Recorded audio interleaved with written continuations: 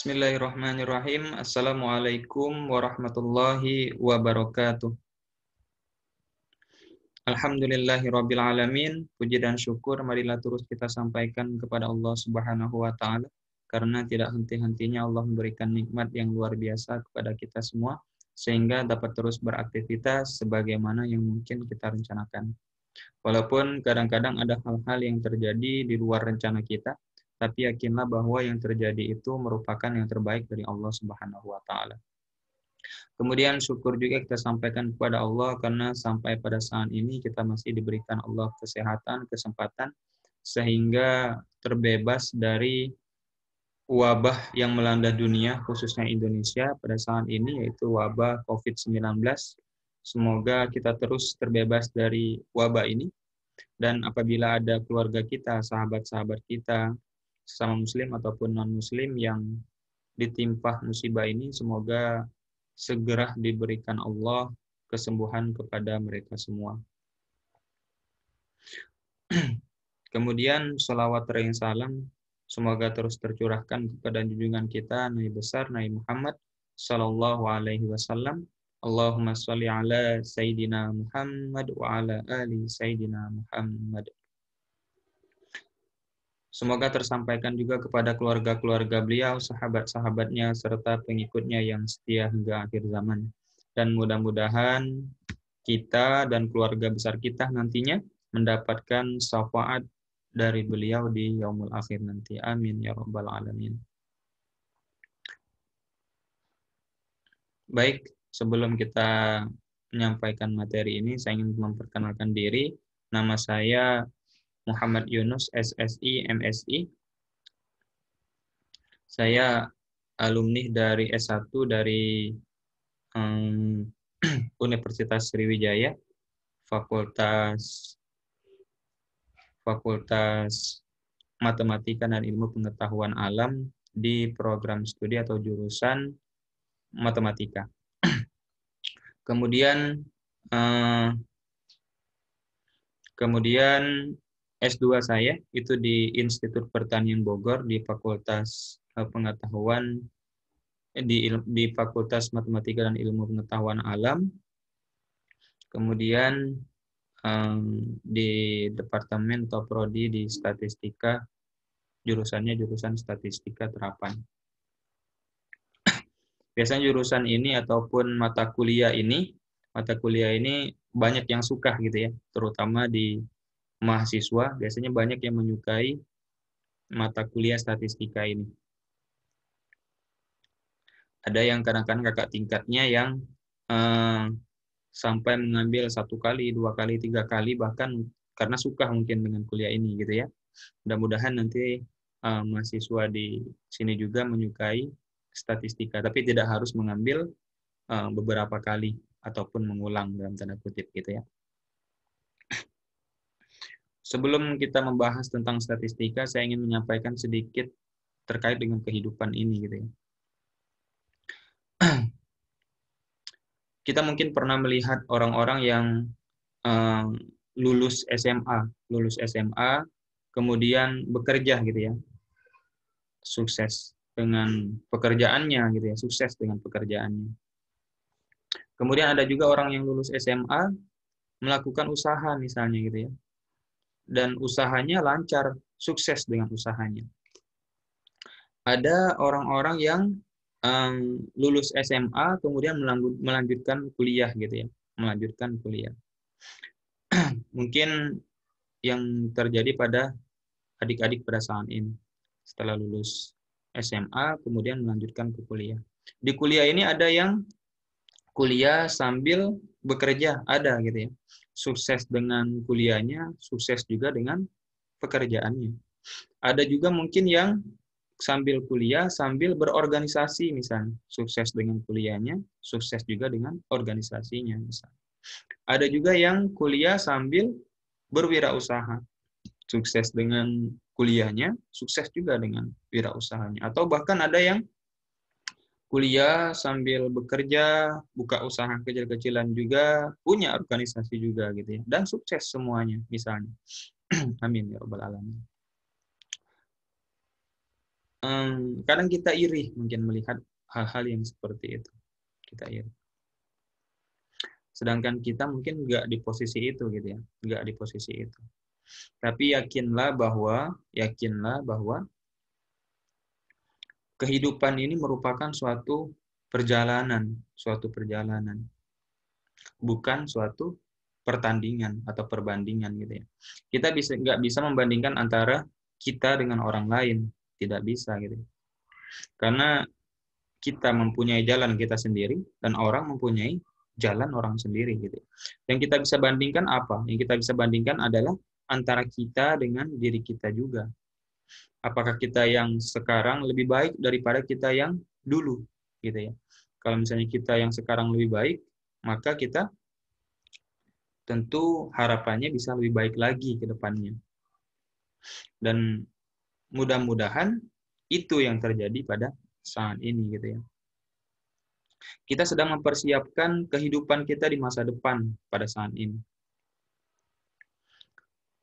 Karena kita tidak mengetahui dan tidak ada orang yang bisa menjamin bahwa di masa depan nanti, misalnya si A akan menjadi pengusaha yang sukses, tidak ada yang bisa menjamin. Atau si B misalnya menjadi pekerja yang sukses, atau si C sukses dengan organisasinya misalnya, tidak ada yang bisa menjamin. Jadi yang kita bisa lakukan sekarang adalah mempersiapkan masa depan itu. Kalau misalnya yang saat ini sedang kuliah, maka fokus dengan kuliahnya. Boleh sambil bekerja, boleh sambil berorganisasi, boleh sambil berwirausaha, tapi harus tetap fokus dengan kuliahnya. Karena tujuan utama kita di sini adalah kuliah gitu ya, kuliah. Mungkin ada beberapa yang merantau gitu ya, di sini misalnya gitu ya. Dan orang tua kita dulunya ya rata-rata merestui kita untuk merantau itu yaitu kuliah gitu ya. Jangan sampai nanti organisasi ataupun pekerjaannya atau wirausahanya melalaikan kuliahnya. Harus tetap fokus di kuliahnya. Walaupun harus tetap didukung dengan organisasi atau pekerjaan juga atau misalnya berwirausaha juga. Karena kita harus mempersiapkan banyak hal untuk masa depan nanti. Saya kira itu semoga dapat diambil pelajaran terkait yang saya sampaikan tadi. Baik, kita akan membahas terkait dengan statistika. Statistika itu dalam buku-buku atau disampaikan oleh ahli-ahli kurang lebih pengertiannya adalah ilmu yang mempelajari cara mengambil data, mengolah data atau memproses data, kemudian menganalisis data, kemudian sampai kepada hasilnya seperti apa, dan kesimpulan dari hasil itu apa, gitu kurang lebih itu. Jadi statistika itu ilmu yang mempelajari beberapa hal tadi gitu ya. Dari mengumpulkan data, mengolah data, menganalisis data, kemudian hasilnya seperti apa, dan nanti kesimpulannya dari hasil itu apa. Kurang lebih itu statistika. Saya ingin menyampaikan sedikit terkait dengan statistika ini. Mungkin bisa dibilang sisi lainnya lah seperti itu gitu ya. Di awal ini saya ingin menyampaikan sedikit tentang statistika. Statistika ini adalah sebuah alat, sebuah ilmu atau sebuah alat. Jadi kalau misalnya kita misalkan alat itu adalah suatu pisau misalnya, maka pisau ini bisa digunakan untuk hal yang baik, bisa juga digunakan untuk hal-hal yang tidak baik gitu ya, tidak baik. Jika pisau ini digunakan untuk hal yang baik, misalnya untuk membuka buah, tentu sangat bermanfaat pisau ini. Untuk memotong kue misalnya, bermanfaat pisau ini. Tapi jika pisau ini digunakan untuk hal-hal yang tidak baik, misalnya untuk melukai seseorang atau bahkan untuk membunuh seseorang, maka tidak baik alat ini jadinya. Maksudnya apa? Maksudnya adalah statistika ini bisa digunakan orang untuk hal-hal yang baik, tapi bisa juga digunakan seseorang untuk hal-hal yang tidak baik, gitu maksudnya. Saya berikan contoh sedikit terkait dengan hal-hal yang baik dan tidak baik itu. Kita misalkan contoh sederhananya, misalkan kita ingin ada suatu provinsi yang ingin melaksanakan pemilu misalnya gitu ya, pemilu. Maka kadang-kadang dilakukan survei terlebih dahulu.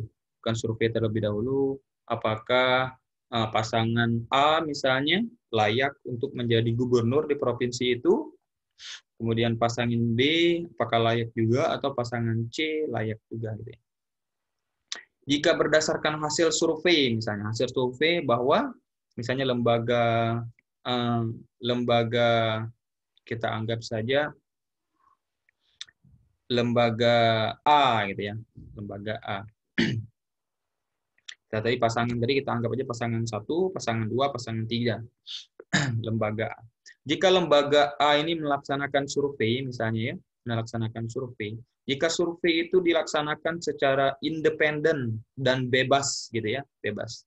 Tidak ada kaitannya dengan pasangan manapun, dia melaksanakan secara independen dengan metode yang benar gitu ya, metode yang benar dengan cara yang benar, dengan menggunakan statistika, alat statistika yang benar, maka hasil survei ini akan menggambarkan gitu ya, akan menggambarkan hasil pada saat pemilu nantinya. Hasil pada saat pemilu. Maka hasilnya tidak, dalam tanda kutip, tidak akan jauh berbeda gitu ya, hasil survei ini dengan nanti pada saat dilakukan pemilu. Jika dilakukan dengan cara-cara yang benar. Misal pasangan A ini dia ada biasanya memegang daerah tertentu. Nah, jika survei itu dilakukan di daerah itu juga. Kemudian pasangan 1 menang di daerah tertentu, pasangan B ada menang di daerah tertentu juga, pasangan C ada wilayah tertentu juga yang dia kuasai gitu ya. Jika survei itu dilakukan merata maksudnya dia diambil dari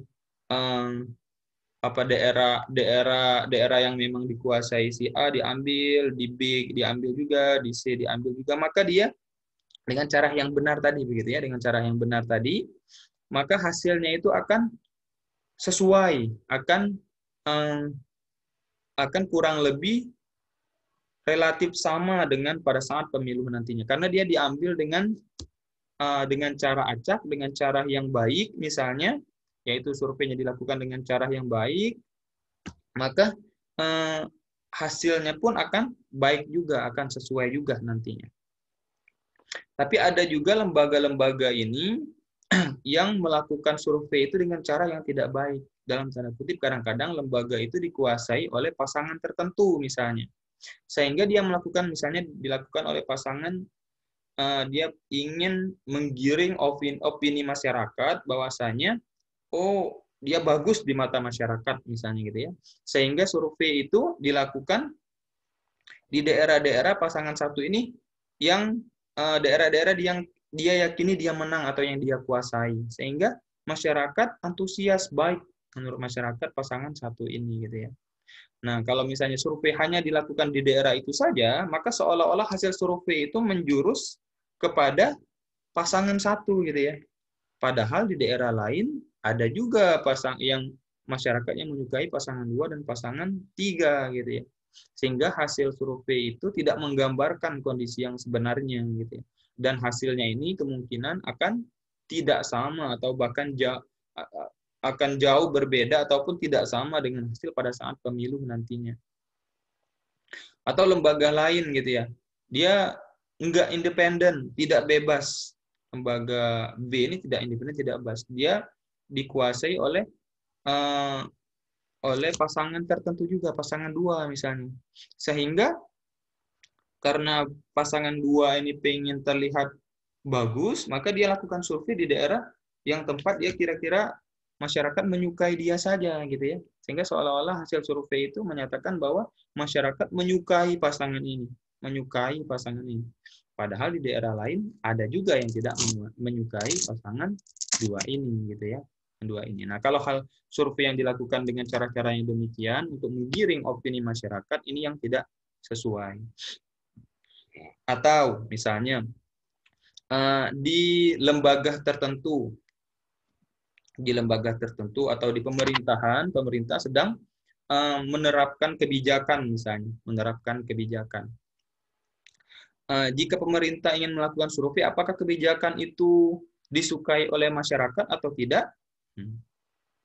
Jika survei ini kan sistemnya sampel, tidak semua masyarakat diambil opininya atau pendapatnya, dia melakukan sampel, sehingga sampel itu sedikit gitu ya, sedikit. Jadi kalau sampel yang sedikit ini, kadang-kadang kalau kita mengambilnya, kita pengen terlihat bagus, misalnya kebijakan itu kita ambil dari orang-orang yang setuju dengan kebijakan itu, gitu ya, sehingga seolah-olah kebijakan ini bagus. Dan apabila kita atau lembaga survei ingin terlihat tidak bagus kebijakan ini, maka survei itu dilakukan dengan diambil dari orang-orang yang tidak menyukai kebijakan ini, sehingga kebijakan dari pemerintah itu terlihat tidak bagus misalnya.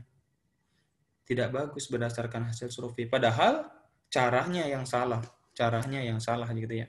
Makanya saya bilang tadi di awal bahwa ini alat gitu ya. Alat ini bisa menggiring opini masyarakat ke arah yang baik, bisa juga alat ini menggiring masyarakat ke arah yang tidak baik gitu ya, ke arah yang tidak baik. Saya cari contoh yang lebih sederhana lagi misalnya. Misalnya di suatu kelas ini ada laki-laki sekitar misalnya 10 orang, kemudian perempuan 20 orang misalnya. Tentu misalnya laki-laki ini kebanyakan lebih tinggi daripada perempuan gitu ya. Kebanyakan lebih tinggi daripada perempuan. Berdasarkan hitungan semua, misalnya kita peroleh bahwa rata-rata dari tinggi badan di kelas ini adalah misalnya 155, misalnya 155. Kita pengen melakukan survei atau sampel saja. Kita tidak mau untuk menghemat, mempercepat waktu gitu ya, mempercepat waktu. Kita pengen melakukan survei saja atau melakukan sampel saja, pengambilan sampel di kelas itu. Kita pengen lihat tinggi badannya. Nah, jika kita ingin kelas itu terlihat, oh orangnya tinggi-tinggi gitu ya, kan kita mengambilkan sampel.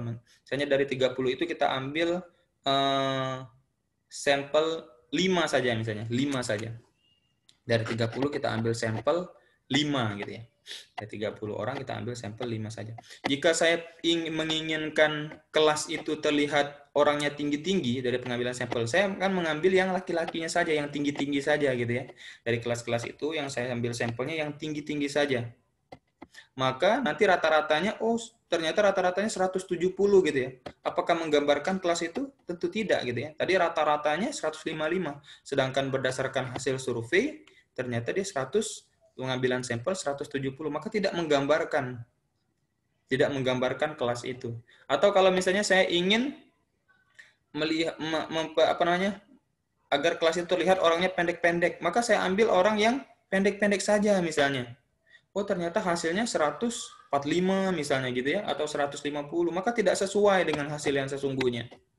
Maka caranya agar dia baik yaitu diambil secara yang benar, secara acak dengan metode yang benar gitu ya. Ada metodenya.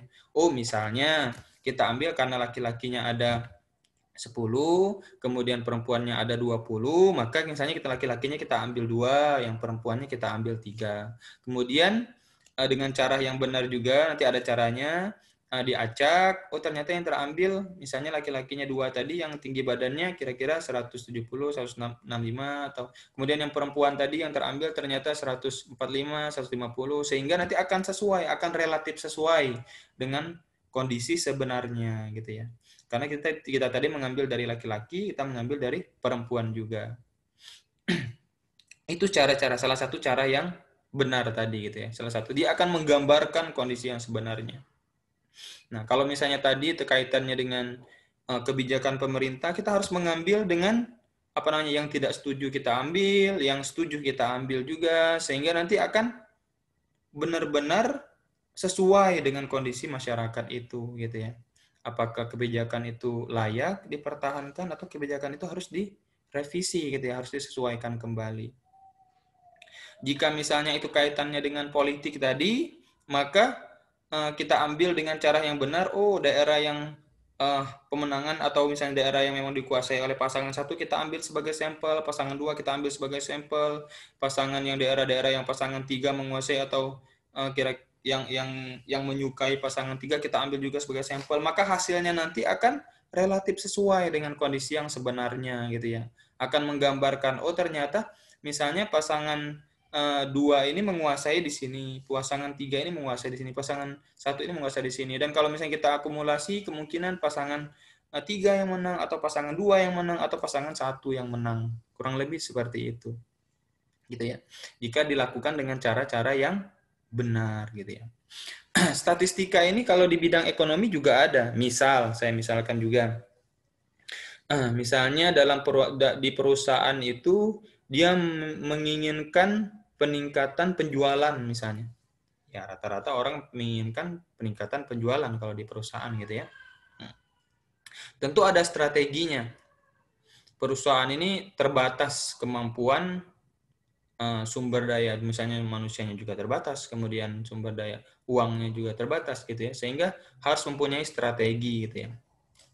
Barang itu penjualan itu ya banyak dipengaruhi oleh variabel lain misalnya gitu ya. Oh, penjualan itu dipengaruhi oleh harga gitu ya, oleh harga kadang-kadang. Kalau harganya misalnya tinggi, maka penjualannya kadang-kadang turun gitu ya.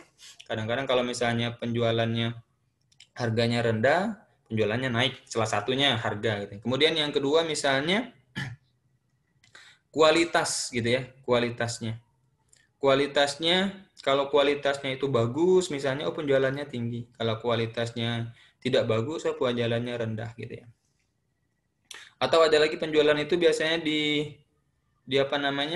dipengaruhi oleh hal-hal lain lagi. Banyak yang mempengaruhi penjualan ini. Nah, kita misalkan contohkan tadi harga sama kualitas barangnya gitu ya. Mana yang kita harus dahulukan misalnya? Mana yang harus kita dahulukan? Apakah kita meningkatkan kualitas terlebih dahulu ataukah harga yang harus kita turunkan gitu ya? Karena kadang-kadang kalau misalnya kualitas ini bagus, maka harga itu cenderung naik gitu ya. Cenderung naik. Nah, mana yang harus kita dahulukan? Karena kadang-kadang perusahaan tidak juga bisa menjalankan semuanya, harus memilih salah satu misalnya. Maka dengan metode statistika itu bisa dilakukan gitu ya.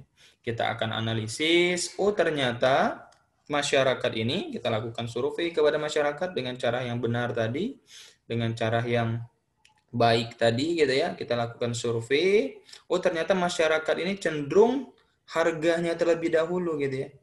Dia cenderung menilai barang itu dari harga misalnya gitu ya, dari harga. Sehingga perusahaan itu bisa mengambil kebijakan bahwa harga dulu yang kita turunkan, kualitas nanti gitu ya. Nah, itu yang bisa dilakukan. Atau misalnya kalau berdasarkan hasil survei ternyata masyarakat ini tidak terlalu mempertimbangkan harga, tapi dia menginginkan kualitas yang bagus.